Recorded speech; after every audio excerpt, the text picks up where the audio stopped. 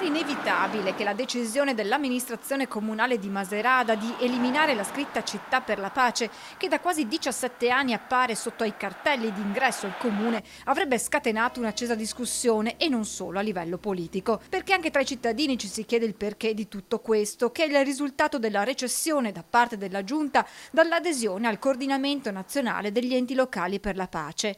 Se il vice sindaco Antonella Pellizzardi parla di una provocazione, chiedendo se nelle città dove la scritta in questione non appare non siano anch'esse per la pace, dall'altra gran parte dei suoi concittadini sembra non condividere la scelta dell'amministrazione. A chi dà fastidio?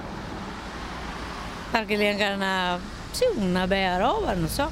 No, è meglio, dai, è meglio lasciarlo là, dato che là non è vero. Sarebbe peccato, almeno secondo me, Città per la Pace. C'è anche chi commenta la vicenda con ironia. Perché c'è guerra adesso? Perché devono toglierla? Che fastidio gli dà? E poi c'è chi invece preferisce la sostanza alla forma. L'importante è che ci sia la pace anche se non viene scritta. Interessante è che sia pace. Dopo a Tabea si può pensare che un'altra volta la pace è pace.